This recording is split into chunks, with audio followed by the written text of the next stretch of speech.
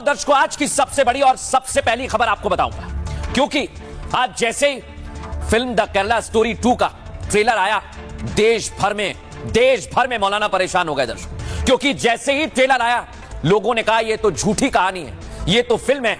लेकिन दर्शकों, आज आपको बताएंगे फिल्म में जो कहानी है कुछ ऐसा ही आपकी जिंदगी में हो रहा है, बिल्कुल रियल। आपको दिखाऊंगा एक एक तस्वीर, लेकिन दिखाइए पहली तस्वीर। यह है वो ट्रेलर, फुल फ्रेम दिखाइए इसे, सनशाइन पिक्चर्स ने इसे लॉन्च किया, दिखाइए। यही है वो ट्रेलर दर्शकों जिसकी छोटी झलक मैंने आपको दिखाई, लेकिन उसके बाद मौलाना भड़क गए। उनका कहना है कि यह फिल्म रिलीज नहीं होनी चाहिए।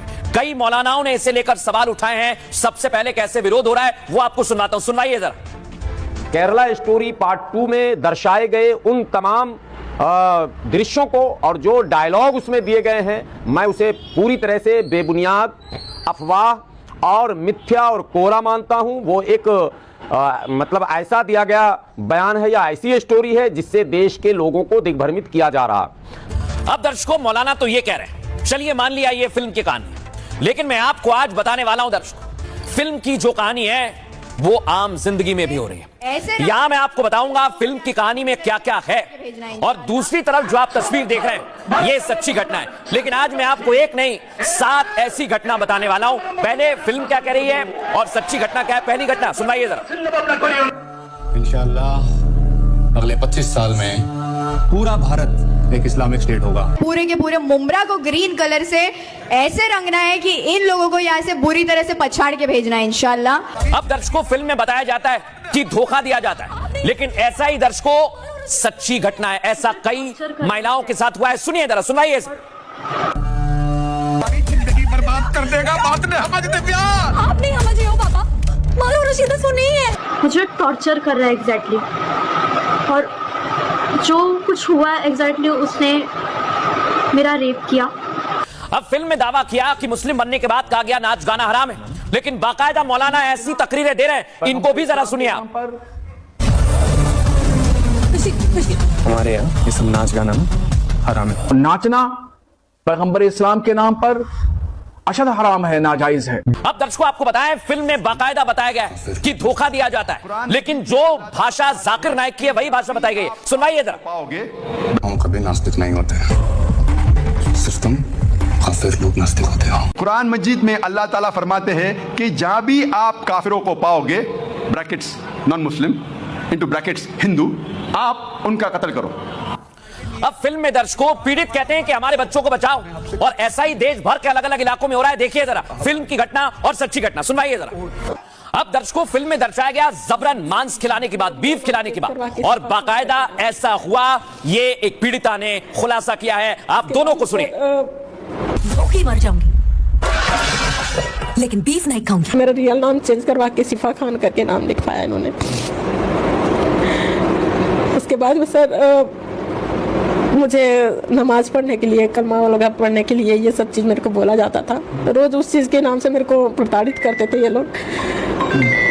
उसके बाद में सर खाने पीने तक के मेरे को, मतलब जब अपने बच्चे को पेट से थी तो खाने पीने तक के लिए मेरे को तरसा है इन लोगों ने।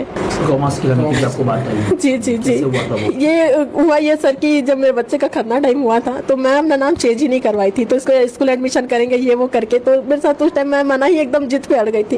तो इन्होंने जबरदस्ती मुझे गौमांस खिलाया और कहा अब तो तुम मुसलमान बन गई हो। अब दर्शकों, मैं जो आपको बताने वाला हूं वो आपको हैरान कर देगा। क्या वाकई में ऐसा हो सकता है? बिल्कुल। फिल्म में बताया गया कि बाकायदा हिंदू बेटियों का रेट तय होता है उनकी जाति के हिसाब से, और ऐसा ही खुलासा इस पीड़िता ने किया जो फिल्म में दर्शाया गया है। सुनिए जरा, दोनों को सुनवाइए एक एक करके। 10 लाख रुपए मिलेंगे। ऊंची जात की लड़की लाए और बामन की लड़की के 12 लाख मिलता है। बेचने के लिए बोला था कि नहीं क्या, अगर इनको बामन की लड़की बेचेंगे तो एक जने के 20 लाख रुपए मिलेंगे, मेरे जैसे लड़कियों को बेचेंगे तो 10 लाख रुपए मिलेंगे इनको। दर्शकों, मौलाना कह रहे हैं कि इन घटनाओं का सत्यता से दूर दूर तक कोई लेना देना नहीं है, लेकिन अगर नहीं है तो फिर ये पीड़िताएं कौन हैं जो लव जिहाद का शिकार बनी है? दिखाएंगे आपको उससे पहले रिपोर्ट। अब दर्शकों, मैं आपको बताने वाला हूं ये सच्ची घटना है, और आज बरेली से ही एक ऐसा मामला सामने आया। उसे बताऊं उससे पहले, फिल्म द केरला स्टोरी 2 का ट्रेलर आते ही बवाल मच गया है दर्शकों, ये जान लीजिए।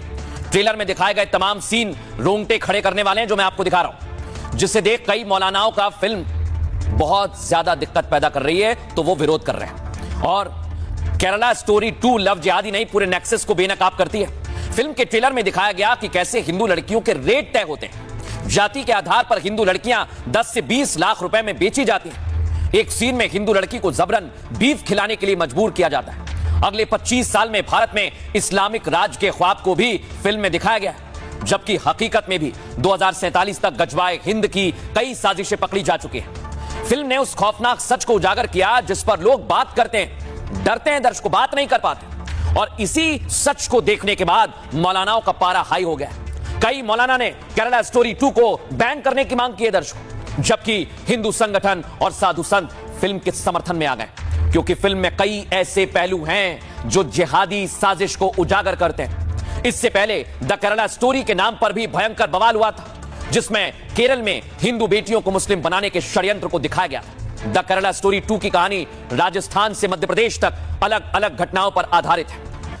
अब दर्शकों मैं आपको बताने वाला हूं, जो आज आपने फिल्म को लेकर बातें सुनी, कहानियां सुनी है, वो घटनाएं घट रही हैं। दिखाता हूं मैं आपको, ये देखिए, ये हुआ है दर्शकों बरेली में। आप सोचिए जरा, एक हिंदू बेटी को बहला फुसलाकर दोस्त घर ले गई अपने मुस्लिम छात्र और अपने भाई से रेप करवाया दर्शकों, बेहोश करके। यह दावा किया गया है दर्शकों और पुलिस ने उसे पकड़ लिया है। अब मैं आपको सुनवाता हूं दर्शकों, यह है वो जो खुद कह रहा है कि मैंने गलती की है, लेकिन अगर सोचिए ये पकड़ा नहीं जाता तो यहीं से केरला स्टोरी की शुरुआत होती। सुनिए जरा ये क्या कह रहा है। ऐसी गलती होगी, ऐसी गलती, मेरा नाम अनस है, मुझसे ऐसी गलती होगी, ऐसी गलती कभी नहीं होगी। सब लड़कियां मेरी बहनों की तरह हैं, ऐसी गलती कभी दोबारा नहीं करूंगा। मेरा नाम अनस है, मुझसे ऐसी गलती होगी, ऐसी गलती का कह रहा है मुझसे गलती हो गई, लेकिन ऐसी गलती थोड़े दिन पहले हुई थी दर्शक। कहां पर? देवभूमि उत्तराखंड। और वहां पर नाबालिग हिंदू बेटी को शिकार बनाया गया, वो भी पकड़ा गया है। और ये जुलूस कामयाब नहीं होता है, ये दुनिया की दुकानें खाली नहीं होती हैं। मैं 110 ग्राम प्रधानों के साथ इस दुनिया के अंदर जुलूस निकालूंगा, उन दुकानों में आग लगाऊंगा।